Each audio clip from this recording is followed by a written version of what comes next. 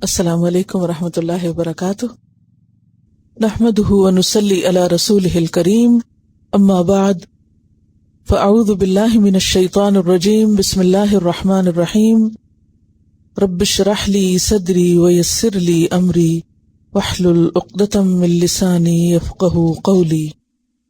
انما، بے شک، انما کیا ہے؟ کلمہ حصر، اور حصر کا فائدہ کیا ہوتا ہے کہ اس سے حکم ثابت ہوتا ہے کہ یہ حکم لازمی احکامات میں سے ہے، ثابت شدہ ہے۔ تو انما سوائے اس کے نہیں، یا بے شک، بلا شبہ، جزاء، بدلہ، جزا اچھے اور برے دونوں طرح کے بدلے کے لیے ہوتا ہے۔ جزاء الذین، بدلہ ان لوگوں کا یا سزا ان لوگوں کی، یحاربون اللہ ورسولہ، جو جنگ کرتے ہیں اللہ اور اس کے رسول سے۔ یحاربون کا لفظ جو ہے یہ حرب سے نکلا، اور حرب کس کو کہتے ہیں؟ جنگ کو۔ تو یحاربون اللہ، اللہ سے جنگ کرتے ہیں، کس کے ساتھ؟ اسلحے کے ساتھ۔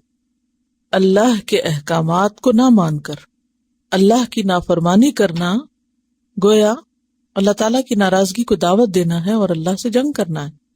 اور صرف احکامات کو نہیں ماننا بلکہ اس کے ساتھ غرور، عناد، تکبر بھی شامل ہو، یعنی تکبر اور عناد کی وجہ سے سرکشی کے ساتھ اللہ کے حکم کا انکار کرنا، ایسا ہی ہے گویا اللہ کے ساتھ جنگ کرنا ہے۔ تو یحاربون اللہ کا معنی کیا ہے؟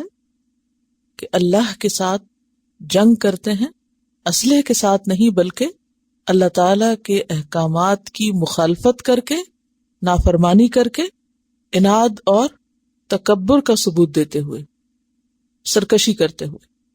وَرَسُولَهُ، اور اس کے رسول کے ساتھ بھی جنگ کرتے ہیں۔ رسول کے ساتھ جنگ دونوں طرح ہو سکتی ہے، ایک تو اسی طرح جیسے اللہ کے ساتھ کرتے ہیں، اور دوسرے اسلحے کے ذریعے۔ تو بلا شبہ وہ لوگ جو اللہ اور اس کے رسول کے ساتھ جنگ کرتے ہیں، یعنی ان کے احکامات کی خلاف ورزی کرتے ہیں، نہیں مانتے، سرکشی کرتے ہیں، اور صرف اسی پر بس نہیں بلکہ وَيَسْعُونَ، اور دوڑ دھوپ کرتے ہیں، باغ دوڑ کرتے ہیں، فی الارض، زمین میں، فسادن، فساد کی، یعنی فساد کرتے ہوئے۔ اور زمین میں فساد کی صورتیں کیا ہیں؟ جیسے پیچھے ہم نے پڑھا، وَإِذَا تَوَلَّى سَعَى فِي الْأَرْضِ لِيُفْسِدَ فِيهَا وَيُهْلِكَ الْحَرْثَ وَالنَّسْلَ، کہ جب وہ منہ موڑتا ہے تو وہ کیا کرتا ہے؟ زمین میں فساد کرتا ہے، اور اس کی شکلیں کیا؟ يُهْلِكَ الْحَرْثَ وَالنَّسْلَ، کھیتی اور نسل کو برباد کرتا ہے، تباہ کرتا ہے۔ اور انسانوں کو تباہ و برباد کرنے کی صورتیں کیا ہو سکتی ہیں؟ ان کے اوپر ڈاکہ ڈالنا یا قتل کرنا، چوری کرنا، اور خاص طور پر یہاں اشارہ ہے ڈکیتی کی طرف، اور راستوں میں مسافروں کو لوٹنے کی طرف۔ یعنی یہاں فساد سے مراد خاص قسم کا فساد مراد ہے، ہر فساد مراد نہیں۔ اور وہ لوگ دوڑ دھوپ کرتے ہیں، بھاگ دوڑ کرتے ہیں، سرگرم ہوتے ہیں، یوں کہنا چاہیے جیسے سرگرم ہے۔ سرگرم کا مطلب کیا؟ ایکٹیو ہیں، فی الارض، زمین میں، اور زمین سے مراد کسی خاص علاقے میں، کسی خاص ملک میں ٹیررسٹ ہیں، فساد کر رہے ہیں، ڈکیتیاں ڈال رہے ہیں، امن برباد کر رہے ہیں، اور اس کی کوئی بھی شکل ہو سکتی ہے، جیسے معصوم شہریوں پر، بے گناہ لوگوں پر کسی بھی قسم کی زیادتی کرنا، جس میں انہیں بلا وجہ ستایا جائے، چاہے پانی میں کچھ ملا کے، یا کوئی جراثیم پھیلا کے، یا کوئی بھی اور غلط کام کر کے، یعنی کسی بھی ملک کا یا شہر کا امن و امان تباہ کرنا، فساد کرنا ہے یہاں۔ اور خصوصاً مسافروں کو لوٹنا، ہائی جیکنگ کرنا، طیاروں میں، ایئرپورٹس پہ، ٹرینز میں، بسز میں، پیدل چلنے والوں کو، یعنی کہیں بھی لوگوں کو امن چین سے کام نہ کرنے دینا، اس چیز کی طرف یہاں اشارہ ہو رہا ہے، ٹیررزم کی طرف اشارہ ہے۔ وَيَسْعُونَ فِي الْأَرْضِ فَسَادًا، ان کی سزا کیا ہے؟ أَن يُقَتَّلُوا، کہ وہ قتل کیے جائیں، أَوْ يُسَلَّبُوا، یا سولی چڑھائے جائیں، أَوْ تَقَطَّعَ أَيْدِيهِمْ، یا ان کے ہاتھ کاٹ دیے جائیں، وَأَرْجُلُهُمْ، اور ان کے پاؤں کاٹ دیے جائیں، من خلاف، خلاف سے یعنی اپوزٹ ڈائریکشن سے، او ينفوا من الارض یا نکال دیے جائیں زمین سے، ذالک لہم خزی فی الدنیا ولہم فی الآخرۃ عذاب عظیم، یہ ان کے لیے دنیا میں رسوائی کا سامان ہے۔ یہ کیا؟ یہ قتل اور صلیب چڑھایا جانا اور ہاتھ پاؤں کا کاٹا جانا یا ایگزائل کرنا ان کو، یہ ان کے لیے دنیا میں رسوائی کے سامان ہے، یہ ان کی دنیاوی ذلت کے سامان ہے۔ اور صرف دنیا میں ہی ذلت نہیں، سزا نہیں، بلکہ وَلَهُمْ فِي الْآخِرَةِ عَذَابٌ عَظِيمٌ، ایسے لوگوں کے لیے آخرت میں بھی بہت بڑا عذاب ہے۔ جو دوسروں کی زندگی جہنم کریں ان کے لیے پھر جزا جہنم کی آگ ہے۔ اب یہاں پر یہ جو لفظ آتا ہے یقتلوا، قتل کیے جائیں، تو اس کے لیے یقتلوا بھی آ سکتا تھا کہ قتل کیے جائیں، معنی تو وہی ہے، لیکن باب تفعیل آیا ہے، قتل یقتل تقتیل، کیا معنی ہوتا ہے؟ خوب خوب، خوب خوب قتل کیے جائیں، یعنی اچھی طرح ان کو ختم کیا جائے، ٹھیک، یعنی ایک فعل میں تاکید ہے، مبالغہ ہے کہ خوب خوب قتل کیے جائیں۔ او یصلبوا، یا پھر صلیب چڑھائے جائیں، دونوں صورتوں میں، یعنی سولی پہ لٹکا کے مارے جائیں یا مار کے سولی پہ لٹکا کے عبرت کا نشان بنائے جائیں، یہ دونوں شکل ہو سکتے، یصلبوا مارنے کے لیے بھی اور یصلبوا مار کے لٹکا کے عبرت کے طور پہ دکھانے کے لیے بھی۔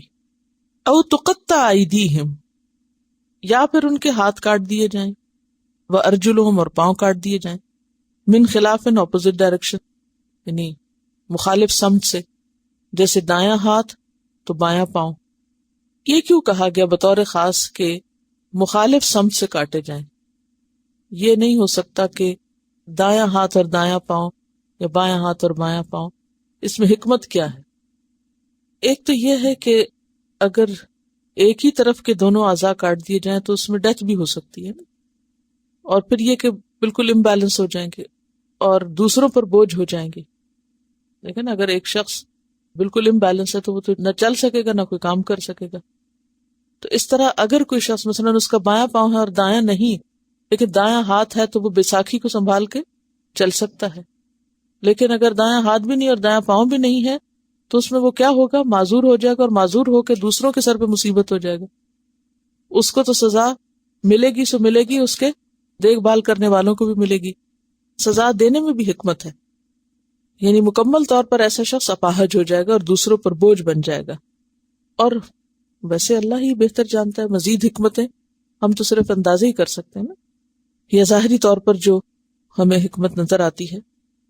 بہرحال بطور تاکید ساتھ وضاحت بھی کر دی گئی کہ کس طرح ہاتھ اور پاؤں کاٹے جائیں گے، اور ہاتھ اور پاؤں کاٹے بھی کیوں جائیں؟ تاکہ آئندہ فساد نہ کریں۔ او ينفوا من الارض، یا زمین سے نکال دیے جائیں، اس ملک سے یا اس شہر سے ان کو نکال دیا جائے۔ اب سوال یہ پیدا ہوتا ہے کہ ایسے مجرموں کی یہ جو سزائیں تجویز کی گئیں، یہ بیک وقت ساری کی ساری دی جائیں گی یا ان میں سے کوئی ایک دی جائے گی، یا یہ کیا جائے یا، تو یہ جو یا ہے اس یا کا معنی کیا ہے؟ کیا یہ تخییر کا ہے؟ تخییر کہتے ہیں اختیار کرنے کو، چوز کرنے کو، کہ ان میں سے کوئی ایک اختیار کیا جائے، یا تنویع کا ہے؟ تنویع کہتے ہیں نوع، یعنی قسمیں بتائی گئی ہیں۔ بنیادی طور پر جرم کی نوعیت کے اعتبار سے سزا دی جائے گی، چاہے وہ ایک ہو یا ایک سے زائد ہو، یعنی جس سے زمین میں فساد کو روکا جا سکے، دوسروں کے لیے بھی انہیں نمونہ عبرت بنایا جائے۔ تو یہاں ہم دیکھ رہے ہیں کہ جتنا بڑا جرم ہو اس کی سزا بھی اتنی ہی بڑی ہے، اور سب سے بڑا جرم کیا ہے کہ انسان اللہ اور اس کے رسول کے احکامات کی خلاف ورزی کرے، اور صرف خلاف ورزی اپنے عمل میں نہیں بلکہ اٹھ کے مخالفت بھی کرے اور پھر دوسروں کا جینا بھی حرام کر دے۔ اس سے یہ بات بھی پتہ چلتی ہے کہ اللہ رسول کے حکم کی خلاف ورزی دراصل سبب بنتا ہے زمین میں فساد کا، یعنی اگر ہر شخص اللہ رسول کی بات مانے تو لازمی طور پر زمین فساد سے پاک ہو جائے گی، زمین پر امن ہو جائے گا، ہر کوئی سلامت ہوگا۔ ہاتھ تو کیا، اسلحہ تو کیا، اسلام تو دوسرے کے خلاف زبان کھولنے کی بھی اجازت نہیں دیتا۔ تو کہاں یہ کہ انسان کسی کو قتل کرے یا ظلم کرے یا فساد پھیلائے زمین میں؟ یہ نہیں ہو سکتا. تو اب کوئی شخص اگر اللہ رسول کے احکامات کی خلاف ورزی کرتا ہے تو اس کا نتیجہ کیا ہوگا؟ زمین میں فساد ہوگا. جب فساد ہوگا تو پھر اس کا علاج ضروری ہے، ورنہ لوگوں کا زمین پر رہنا دوبر ہو جائے گا. آج کل آپ دیکھیں دنیا میں حالات کیا ہو چکے ہیں، مطلب ہر جگہ فساد ہی فساد ہوتا چلا جا رہا ہے، اور اس میں بعض اوقات مجرموں کا پتہ نہیں ہوتا، اور بعض اوقات مجرموں کی پشت پناہی کی جاتی، بعض اوقات دہشت گردوں کی پذیرائی کی جاتی ہے، یا ان کو سپورٹ کیا جاتا ہے، یا ان کو ایسا فساد جان بوجھ کے پھیلانے کے لیے استعمال کیا جاتا ہے. تو اللہ تعالیٰ کیا چاہتا ہے کہ زمین کو فساد سے پاک کیا جائے، اسی لیے یہاں اتنی سخت سزائیں بتائی گئیں.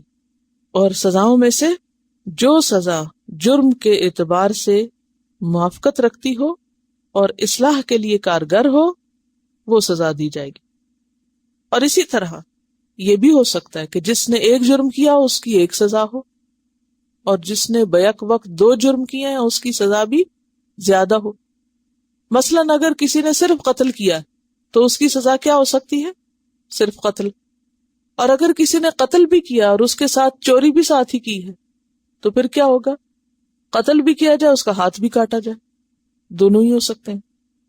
اور ہو سکتا ہے کسی نے بیک وقت 3 جرم کیے ہوں، ایک شخص کو نہیں کئی لوگوں کو مارا گو، یا یہ کہ ان کو اذیت ناک سزائیں دی ہوں.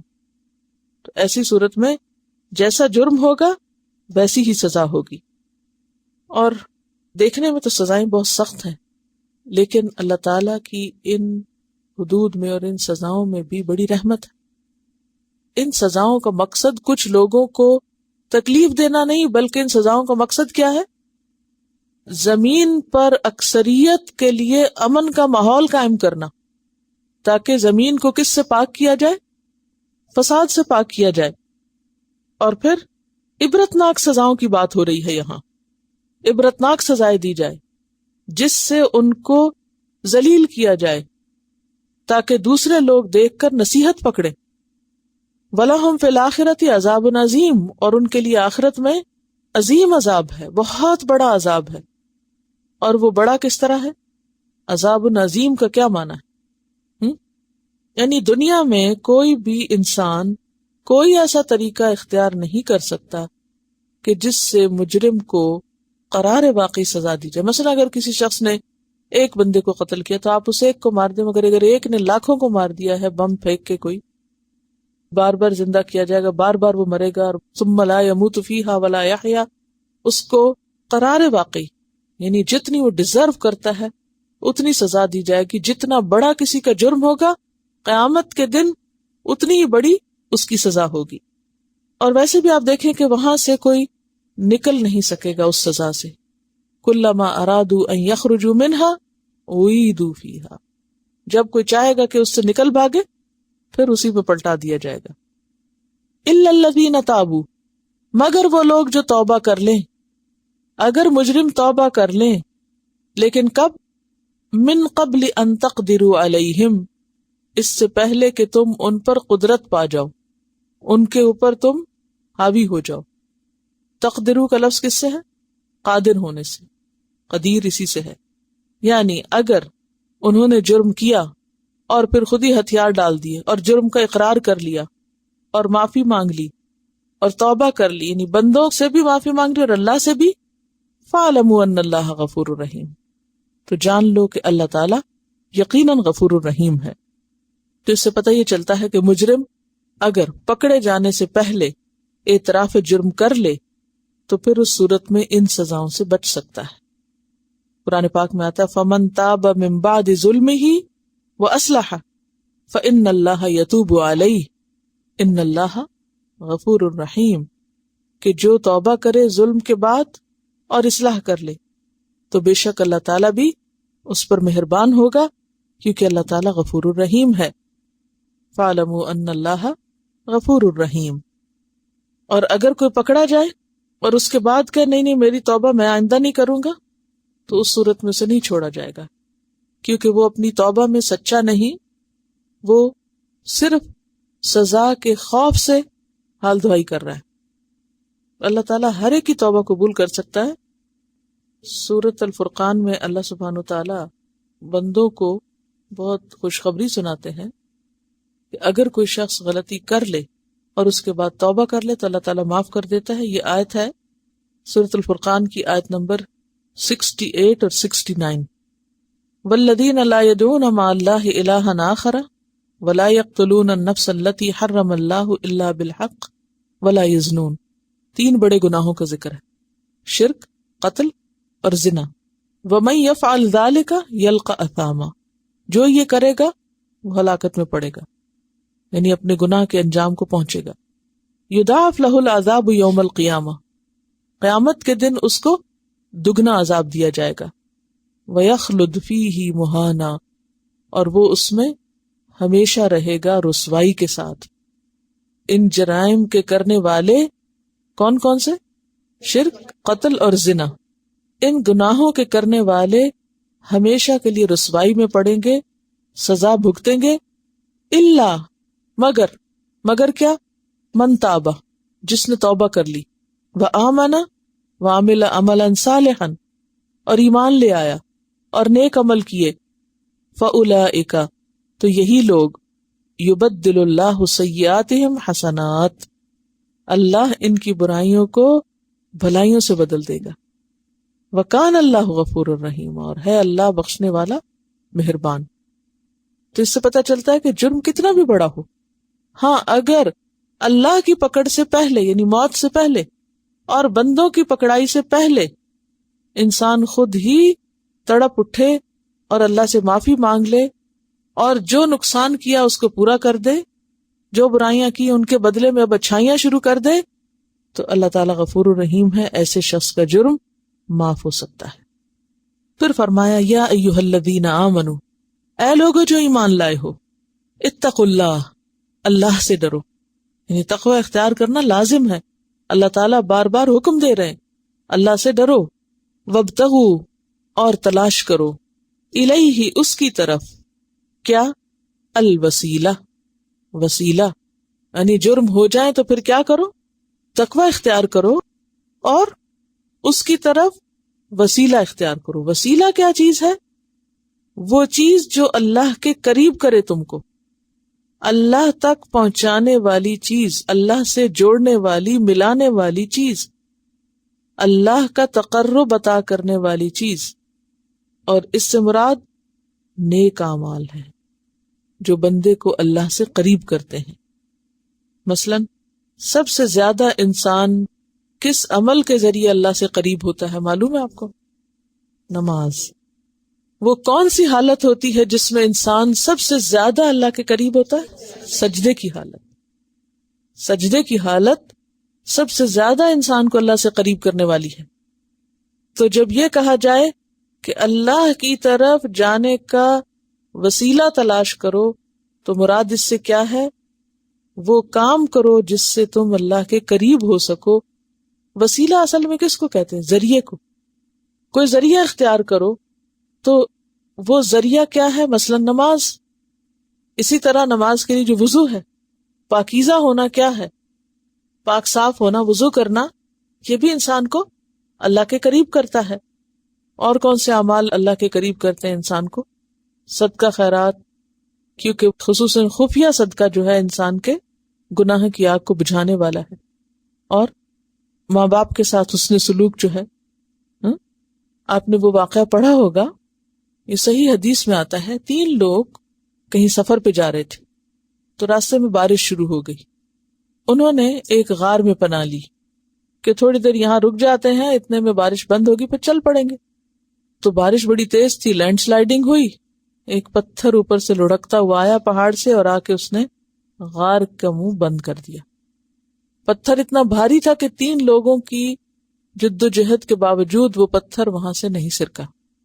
اب پتھر کا دروازے پر ہونا کس بات کی علامت تھا؟ موت کی، کہ اب نہ تم یہاں سے نکل سکتے ہو اور نہ ہی کوئی اور تمہارے تک یہاں پہنچنے والا ہے، کوئی بھی فریاد رس.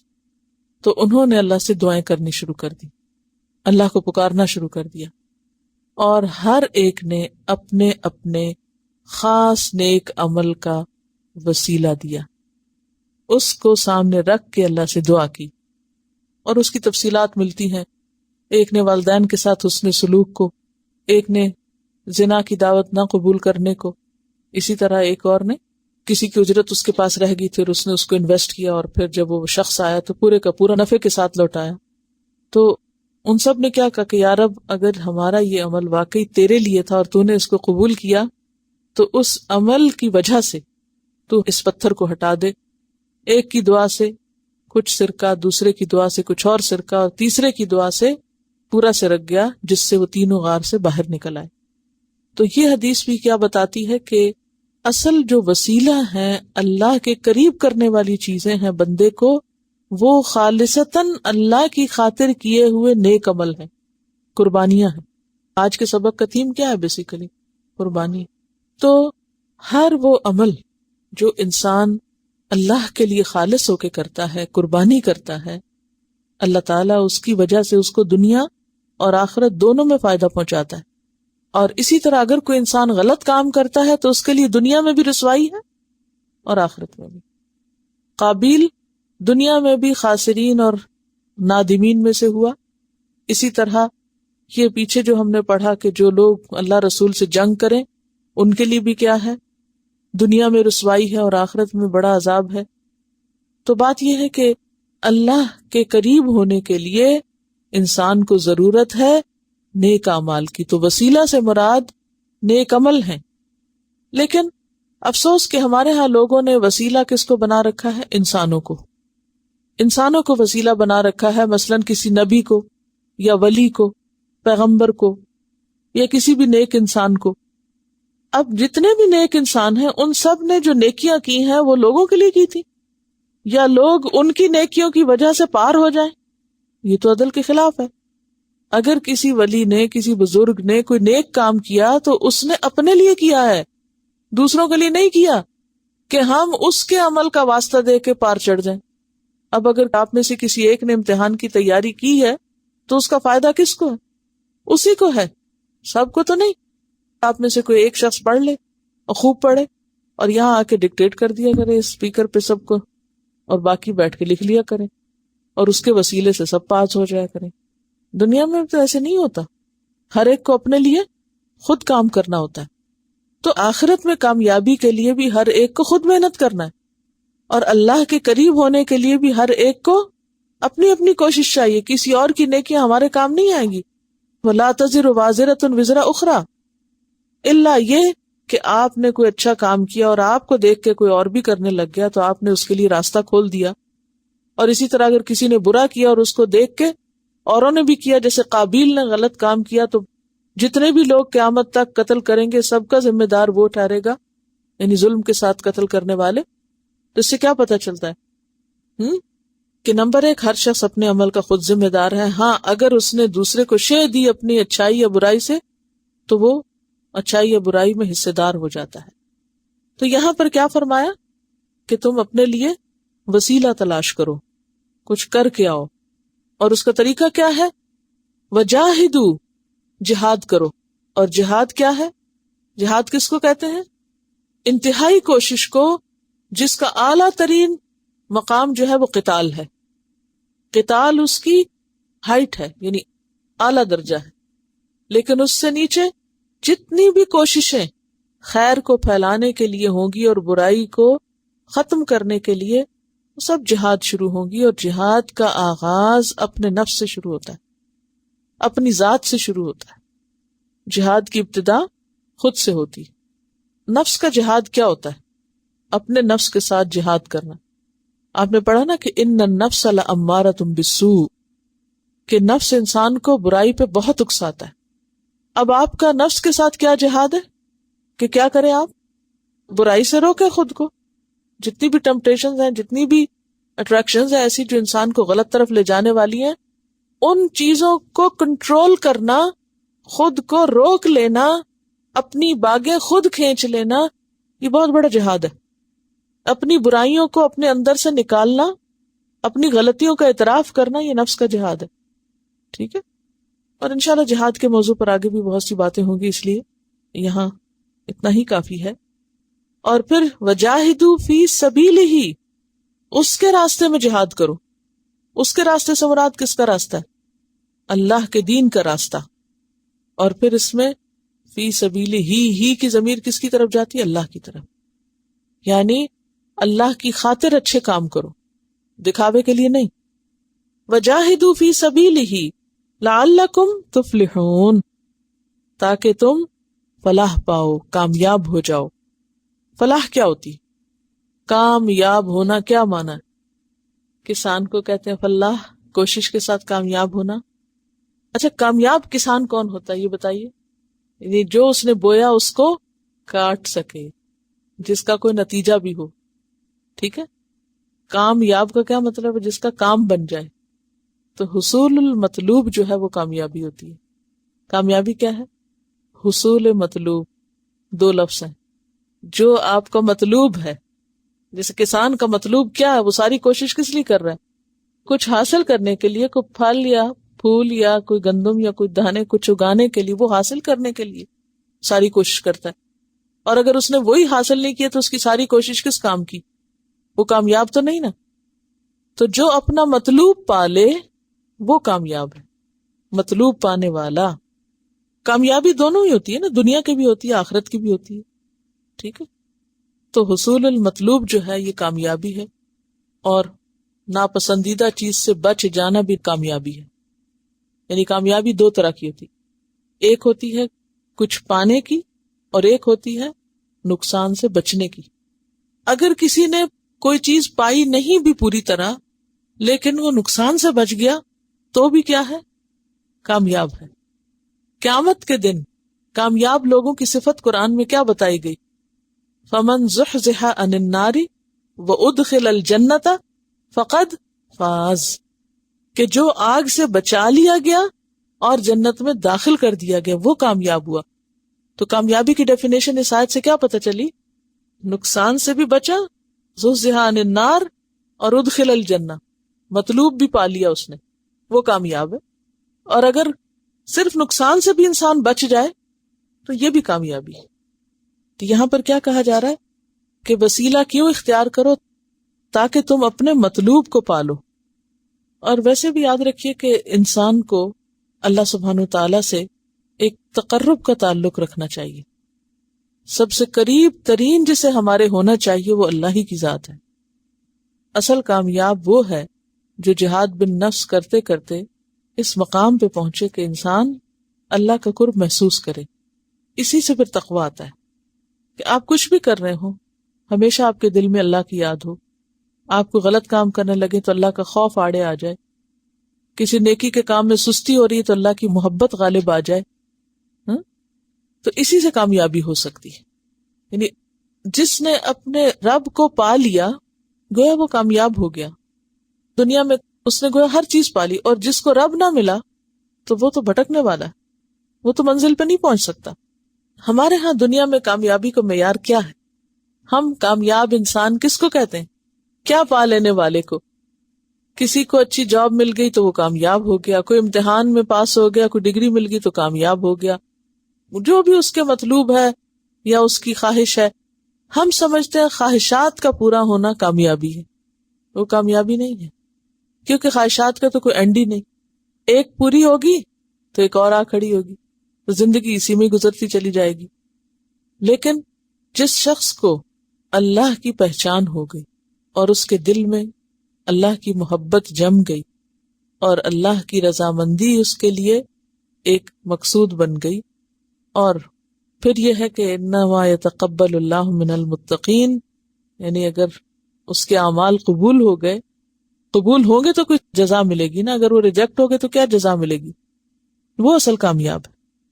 اور یہ جتنے بھی اس طرح کے خیالات ہیں نا کہ وہ فلاں ہمارے کام آ جائے گا قیامت کے دن اور اس کا کیا ہمیں فائدہ دے گا، جیسے کہ مشرکین کا یہ عقیدہ تھا. یہ کس کا عقیدہ تھا؟ مشرکین کا. وہ بتوں کی پوجا کیوں کرتے تھے؟ کیا وہ اللہ کو نہیں مانتے تھے؟ اللہ کو مانتے تھے. پھر بتوں کی ضرورت انہیں کیوں تھی؟ وہ کہتے تھے ما نعبدہم الا لیقربونا الی اللہ زلفی. سورۃ الزمر آیت نمبر 3 ہے. ہم ان کی عبادت اللہ کے قرب کے لیے کر رہے ہیں.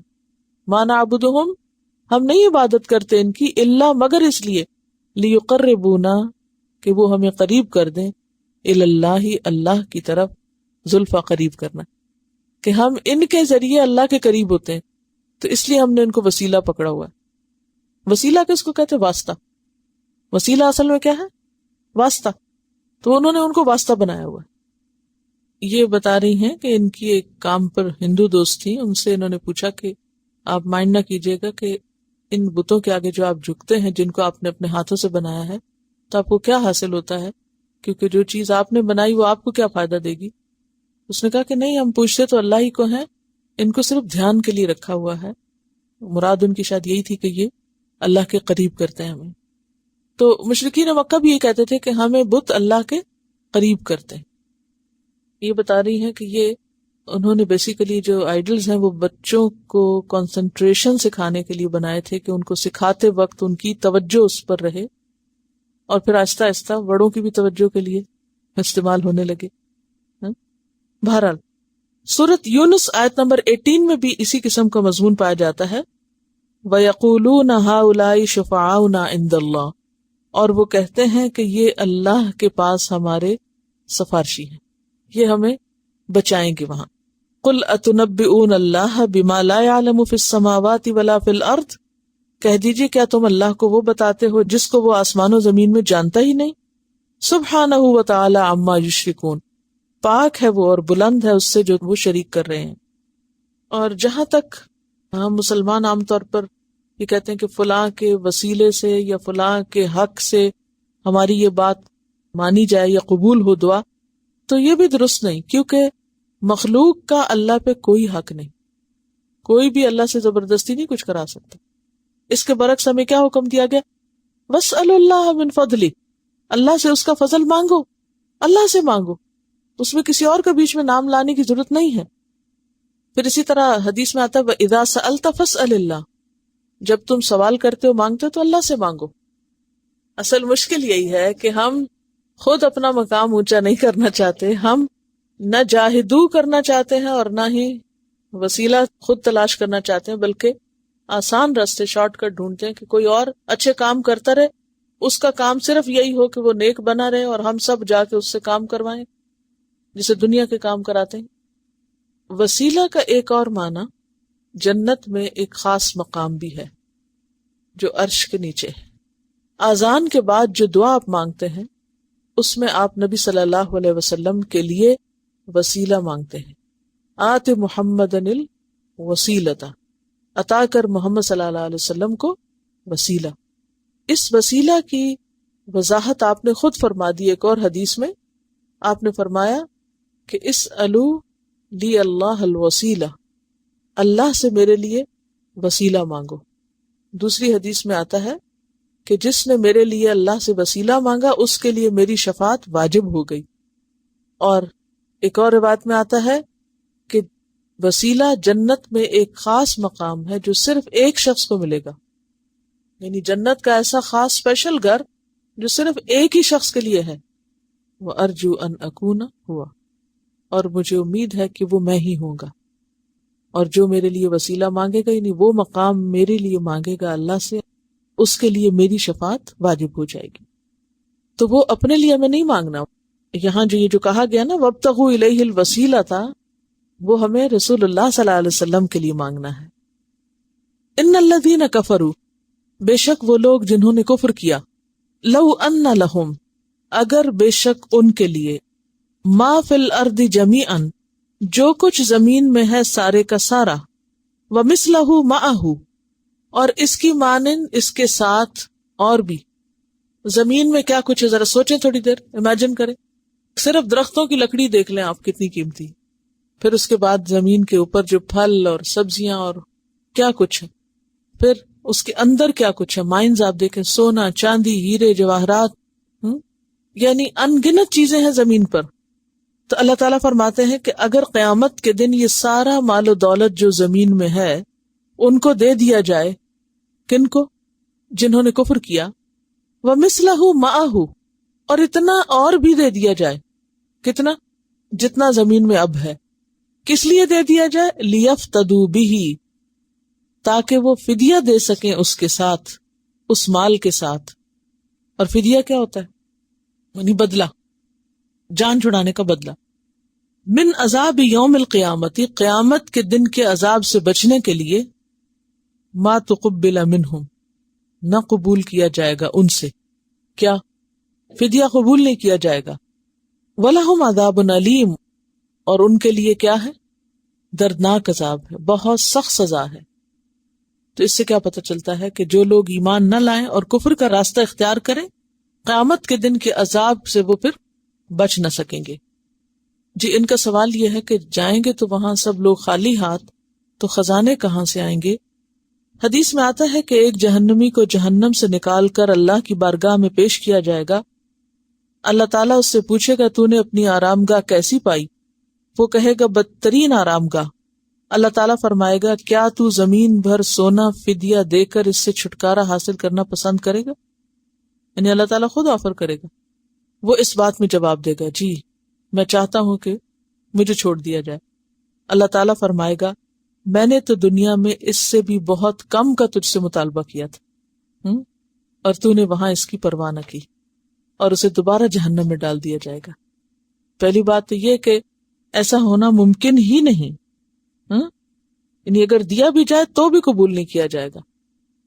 اب آپ دیکھیے کہ قیامت کے دن انسان چاہے گا ساری زمین کا سونا لے لیا جائے، اور آج اگر ہمیں صرف ایک رنگ اللہ کے راستے میں دینی پڑے تو ہم پر وہ بھی بھاری، آج بھاری. قیامت کے دن انسان کیا کہے گا؟ اس کی ملکیت کا سارا زیور تو کیا، ساری زمین کا زیور اکٹھا کر کے بھی، اور سونا جو قیامت تک بھی لوگ زمین سے نہ نکال سکے ان سب کو بھی، اور جو کچھ ہے. اور ویسے بھی آپ دیکھیں کہ ہر مرنے والا اتار کے ہی جاتا ہے نا، ساتھ تو کوئی نہیں لے، اور اگر وہاں لے بھی جائے تو زمین میں ہی رہ جائے گا نا، پھر جس زمین سے آیا اسی میں واپس پہنچ جائے گا. تو جتنی بھی زمین کی دولت ہے وہ ساری زمین میں ہی رہنی ہے، یہاں سے نکلنا کچھ بھی نہیں، کہیں بھی نہیں جانا.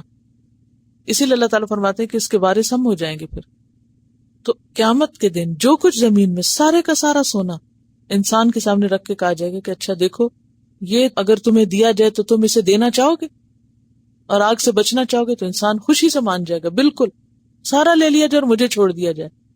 لیکن اس وقت کیا ہوگا؟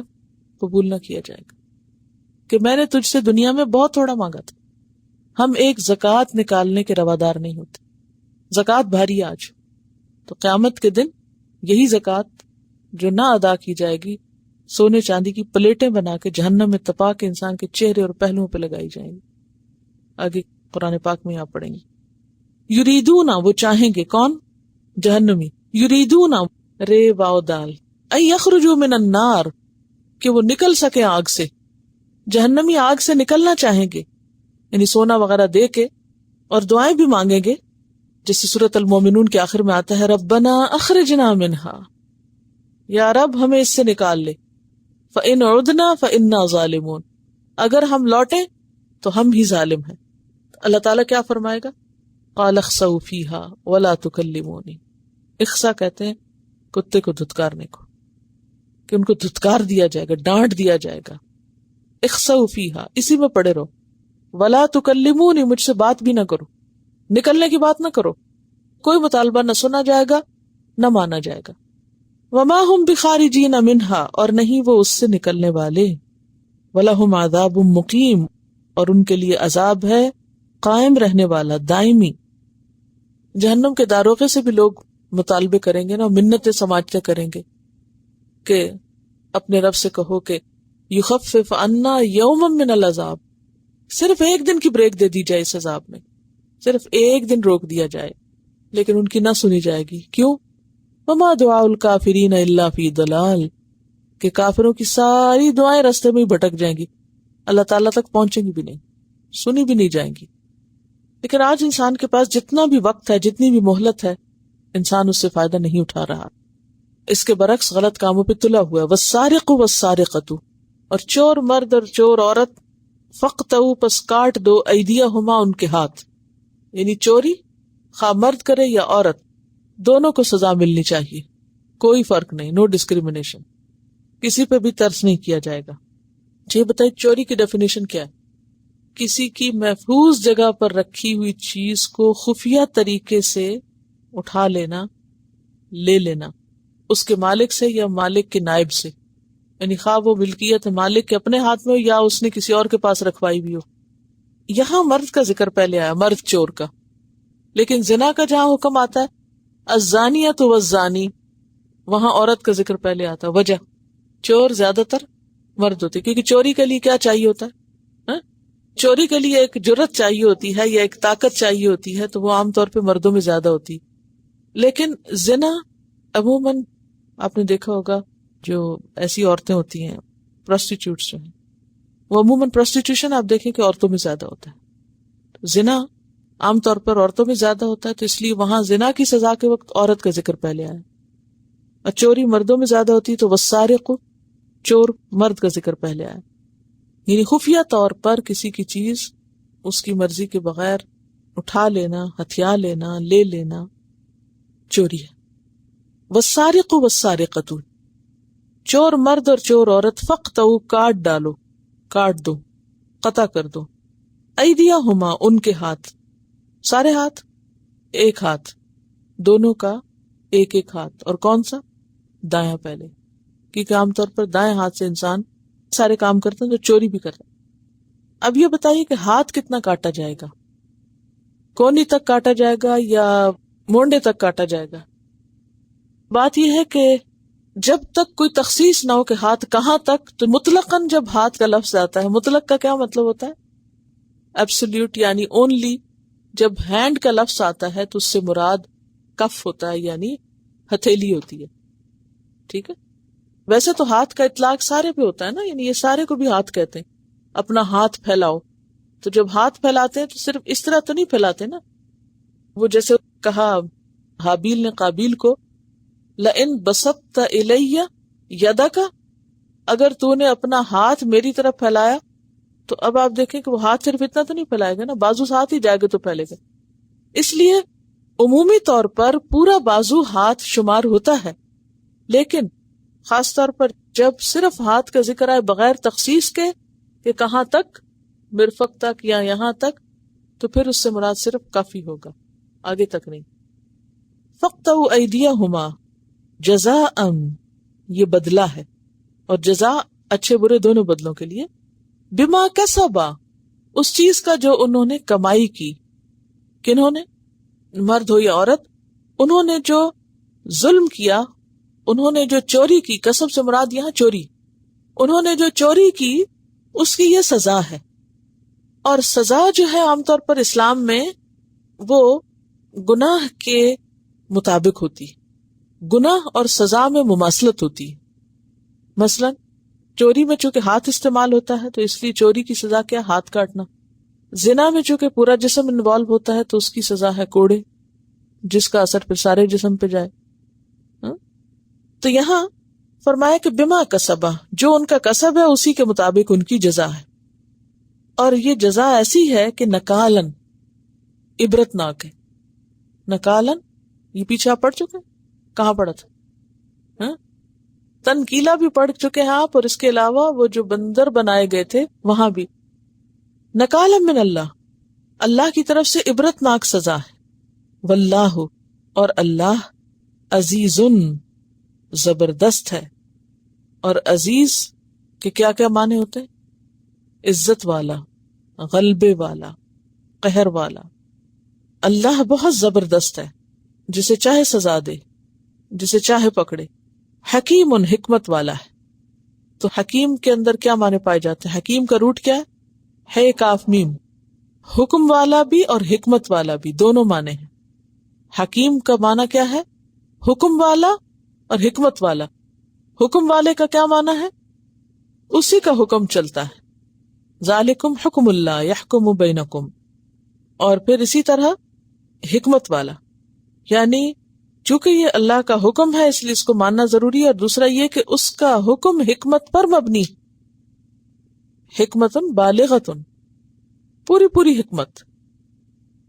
یعنی اسلام کے جتنے بھی احکامات ہیں وہ سارے حکمت پر مبنی ہیں. اللہ نے اندھا دھند نہیں حکم دیے بندوں کو. یعنی چوری کی جو سزا بتائی گئی ہے یہ سزا حکمت پر مبنی ہے، یہ اللہ کا فیصلہ ہے. تمہارا فیصلہ نہیں کہ تم اپنی مرضی سے اس کو تبدیل کر لو یا اس میں کوئی چینج کر دو. یہ اللہ کا فیصلہ ہے، تم اس میں تبدیلی نہیں کر سکتے. اور یہ فیصلہ بظاہر تمہیں وحشیانہ نظر آتا ہے، ظالمانہ نظر آتا ہے، لیکن یہ حکمت بھرا فیصلہ ہے، ظالمانہ فیصلہ نہیں ہے. علامہ اقبال سے کسی نے کہا تھا کہ اسلام میں چوری کی سزا بڑی غیر مہذب، تو انہوں نے کہا تھا تو چور کہاں سے مہذب ہوتا ہے؟ غیر مہذب کے لیے غیر مہذب کام ہی صحیح، یعنی چور بھی تو مہذب نہیں ہوتا. اسلام میں یہ سزا کس لیے ہے کہ اسلام چور کا ساتھ نہیں دیتا، مظلوم کا ساتھ دیتا ہے. یعنی ایک رجحان کیا ہے کہ ظالم یا مجرم پہ ترس کھایا جائے اور اس کے جرم کے باوجود اس کو چھوڑ دیا جائے تاکہ پھر جتنے چاہے اور جرم کرے. اور ایک یہ ہے کہ جرم کرنے والے کو ایسی عبرتناک سزا دی جائے کہ وہ بھی دوبارہ نہ کرے اور اس سے سبق سیکھیں وہ سارے لوگ جو ارادہ رکھتے ہوں. اب آپ دیکھیے کہ کسی شخص کو چوری کے وقت صرف یہ خیال آ جائے کہ اگر میں پکڑا گیا تو میرا یہ ہاتھ ہی چلا جائے گا، یہ میرا ہاتھ لے لیا جائے گا. ذرا سوچیں، کوئی ایسی چیز جس سے آپ کا ہاتھ چلا جائے تو یہ کس قدر دل دہلا دینے والا خیال ہے کہ انسان وہیں سے توبہ کر کے اٹھ جائے، چوری کے لیے ہاتھ نہ بڑھائے. اور اگر کسی اور کو دیکھ لے انسان تو اس کو دیکھ کے بھی اسے جھرجھری آ جائے کہ اچھا اس کے ساتھ یہ ہوا. اور یہ حکم بھی یہ ہے کہ چور کا جب ہاتھ کٹ جائے تو پھر اس کو گلے میں اس کے کئی دن لٹکایا جائے تاکہ سب لوگ دیکھیں، اور حدود جو ہے وہ سب کے سامنے جاری کی جائے تاکہ اس سے عبرت ہو. اور آپ کو معلوم ہے کہ جب کاٹتے ہیں تو کاٹنے کے بعد ابلتے تیل میں لگاتے ہیں تاکہ زخم کے آگے سے خون بند ہو اور کوئی شخص پھر جرت نہ کرے اس کی دوبارہ. اور پھر یہ ہے کہ خطرناک مجرموں کو اگر جیل کے اندر بھی رکھا جائے تو وہ دوسروں کے لیے بھی خطرناک ہے، اور اگر باہر نکل جائیں، چھوٹ جائیں، بھاگ جائیں تو وہ تو وحشی جانوروں سے بھی زیادہ انسانوں کے لیے خطرناک ہے. یہ کہہ رہی ہیں کہ ایک مجرم کو جیل میں رکھنے کا جو خرچہ ہے پر ہیڈ $150,000 ہے. یہ امریکن اسٹیٹس ہے، اس کو چیک کیا جا سکتا ہے. بہرحال سوال یہ پیدا ہوتا ہے کہ اتنی تو لوگوں کی سالانہ تنخواہ بھی نہیں ہوتی. عام طور پر جو چھوٹے موٹے پیشے ہیں اس میں اینوئل انکم جو ہے ان کی وہ 100,000 کم ہی لوگوں کی ہوتی ہے. تو کہاں یہ کہ ایک مجرم کے اوپر لوگوں کا اتنا ٹیکس استعمال ہو اور پھر اس کو جب زیادہ عرصہ آپ نہیں رکھ سکتے تو باہر چھوڑ دیں تاکہ پھر وہ. یہ بتا رہی ہے کہ مجرم اگر جیل میں رہ کر یونیورسٹی کی تعلیم حاصل کرتا ہے تو وہ اس کے لیے فری ہے، عام لوگوں کے لیے فری نہیں ہے. بہرحال تو بات یہ ہے کہ اللہ کے ہر حکم کے اندر حکمت ہے. اصل بات یہ ہے کہ بجائے اس کے کہ مجرم کو پالا جائے اور مجرم پہ الٹا اور خرچ کیا جائے، مجرم کو سزا دے کے مین سٹریم میں دوبارہ شامل کیا جائے. تو بات یہ ہے کہ چونکہ چوری پہ حد جاری ہوتی ہے تو اس حد کے لیے پورا قانون موجود ہے. آپ کے علم کے لیے تھوڑا سا مزید اضافہ کر دیتی ہوں. اس میں آپ دیکھیں کہ ہاتھ کاٹنے کی کچھ شرائط ہیں. سب سے پہلی بات یہ ہے کہ چور جو ہے وہ عاقل اور بالغ ہو، بچے پہ چوری کی حد نہیں ہوگی. اسی طرح مجنون، ناسمجھ، جس کی عقل ہی کام نہیں کرتی، نفسیاتی مریض ایسا کہ جس کو واقعی ہوش نہیں. ایک تو نہیں کہ جان بوجھ کے کوئی بن جائے، اور ایک یہ کہ پرووڈ ہے کہ واقعی وہ ایسا مریض ہے کہ بعض اوقات اس کو ایسا فٹ پڑ جاتا ہے یا ایسی اس کی کنڈیشن ہو جاتی ہے کہ جس میں اسے ہوش ہی نہیں ہوتی کہ وہ کیا کر رہا ہے، اور اس میں وہ کسی کا کچھ اٹھا لے یا نقصان کر دے تو وہ الگ بات ہے.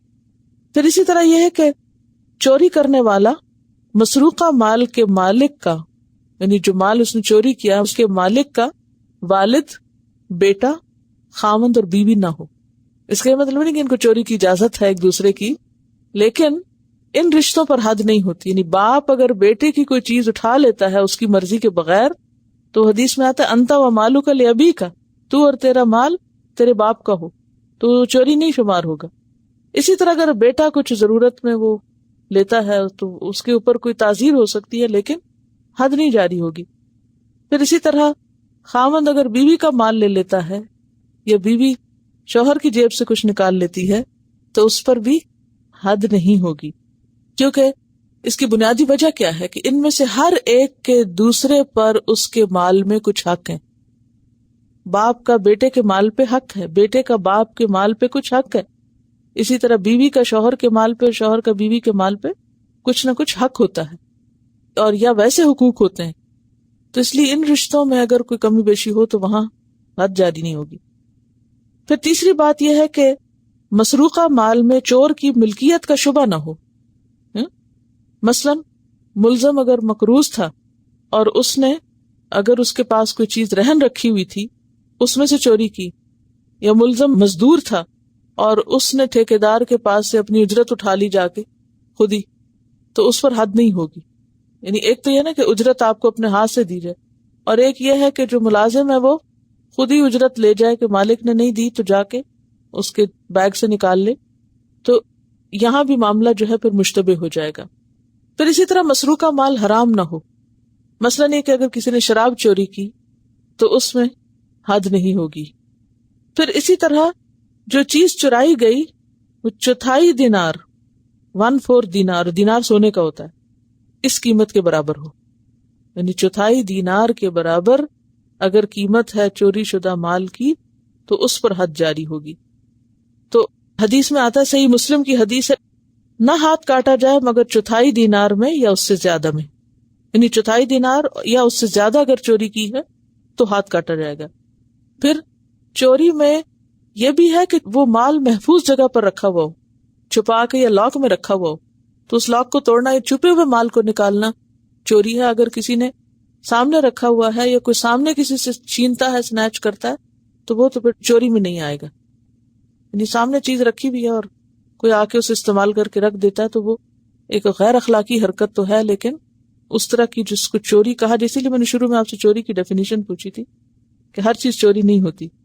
پھر اسی طرح یہ ہے کہ جھپٹی مار کے مال نہ چھینا گیا ہو، مثلا کوئی کسی کے ہاتھ سے چھین کے بھاگ جائے تو اس کو غصب کہیں گے یا لوٹ کہیں گے، یہ لوٹ کا مال ہوتا ہے، یہ بھی چوری نہیں کہلاتا، اور اس پر قطع ید نہیں ہے، یعنی ہاتھ نہیں کاٹا جائے گا اس پر۔ آپ صلی اللہ علیہ وسلم نے فرمایا، خیانت کرنے والا، لوٹ اور جھپٹ کے مال لینے والا، اس پر قطع نہیں ہے، یعنی ہاتھ نہیں کاٹا جائے گا، ان کی سزا اور ہے، تعزیر ہوگی جس درجے کی اس نے لوٹ کی ہوگی یا کچھ، تو اس پر اس کے مطابق۔ اصل میں خفیہ طور پر یہ جرم کرنا اس جرم کو اور زیادہ بڑا کر دیتا ہے نا۔ پھر اسے ڈکیتی وغیرہ کا بھی جس درجے کی ہوگی اس درجے کے مطابق وہ پیچھے آپ پڑھ بھی چکے ہیں۔ پھر یہ ہے کہ چور کے پاس اگر وہ مال موجود ہے تو اس کو واپس لوٹانا ہوگا، اگر وہ ضائع ہو گیا، آگے بیچ چکا، تو بھی اس کی قیمت کا بندوبست کرنا ہوگا۔ پھر اسی طرح یہ کہ ہاتھ کاٹا ہے اور ہاتھ کاٹنے میں ہتھیلی کاٹی جائے گی، اور پھر اسے کھولتے گرم تیل میں داغ لگایا جائے گا، اور پھر مستحب یہ ہے کہ ہاتھ کو چور کی گردن میں چند دن لٹکایا جائے تاکہ لوگوں کے لیے عبرت بنے۔ اور اسی طرح کھانے پینے کی چیزوں میں چوری کے اوپر حد نہیں ہوگی، جیسے کسی نے کسی کا پھل اٹھا کے کھا لیے یا کوئی آٹا اٹھا لیا یا کچھ اور اسی طرح کی چیزیں۔ پھر اسی طرح جو چراگاہوں میں جانور چر رہے ہوتے ہیں ان کو اگر کوئی پکڑ لے، کسی کی مرغی پکڑ کے لے آئے، تو اس طرح کی چیزیں، تین تمام چیزوں کے بارے میں پورا قانون موجود ہے جس کی آگے مزید تفصیلات ہیں، فی الحال کے لیے اتنا ہی کافی ہے۔ یہ کسی نے کرائم کمپیریزن دیا ہے کہ رابریز کتنی ہوتی ہیں، 2000 کے اسٹیٹسٹکس ہیں، سعودی عربیہ میں 598 اور ڈکیتیاں 11 اور کار تھیفٹ جو ہے 5573، کینیڈا میں 27,012 رابریز اور ڈکیتیاں 2,93,416 اور کار تھیفٹ جو ہیں وہ 1,06,268 اور یونائٹڈ اسٹیٹس میں فگرز اور بھی ہائی۔ اوکے چلیے آگے چلتے ہیں۔ فمن تابہ، تو جو توبہ کر لے، اگر مجرم توبہ کر لے، من بعد ظلم ہی، اپنے ظلم کے بعد۔ مجرم کا ظلم کس پر ہے؟ اس کے اپنے اوپر بھی ہے، کیونکہ جب انسان کسی کی چیز چراتا ہے تو وہ دراصل اپنے لیے مصیبت کا دروازہ کھول رہا ہے، خود پہ ظلم کر رہا ہے نا۔ ہر گناہ انسان کے اپنے اوپر ظلم ہے، اور جس کی چیز چرا رہا ہے اس پہ بھی ظلم ہے۔ تو فمن تاب من بعد ظلم ہی، تو جس نے توبہ کر لی اپنے ظلم کے بعد، یعنی اپنی جان پر ظلم کرنے کے بعد اور دوسرے انسان پہ ظلم کے بعد اب وہ پلٹ آیا۔ شرط ہے، من یہاں شرطیہ ہے، اور یہ حکم صرف چور کے لیے نہیں بلکہ عام ہے، چور اور غیر چور سب شامل ہیں۔ جو بھی شخص غلطی کرے، جرم کرے، پھر اس کے بعد توبہ کر لے اس گناہ سے، اور توبہ کی شرائط میں سے کیا ہے؟ وہ اصلاح کرے۔ اصلاح کس کی ضد ہے؟ فساد کی، یعنی چوری کیا ہے؟ فساد ہے۔ چوری کرنے کے بعد یا کوئی بھی گناہ جو ہے وہ زمین میں فساد پھیلانے کا سبب بنتا ہے، اس کے بعد وہ کیا کرے؟ اس کا تدارک کرے. تدارک کس کو کہتے ہیں؟ پلٹ آئے، یعنی اس کو چھوڑ دے اور اس کا نقصان پورا کر دے جتنا اس سے ممکن ہو. فإن اللہ، تو بے شک اللہ تعالیٰ بھی، یتوب علیہ، اس پر مہربان ہوگا. اللہ کی مہربانی کیا ہے اس پر؟ کہ وہ اس کی توبہ قبول کر لیتا ہے، یا اس کو توبہ کی توفیق جو دیتا ہے وہ بھی اللہ کی رحمت ہے.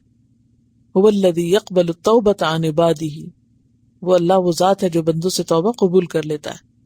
ان اللہ غفور الرحیم، بے شک اللہ تعالی غفور الرحیم ہے. غفور کا کیا معنی ہے؟ بخشنے والا. کیا معنی ہوتا ہے مغفرت کا؟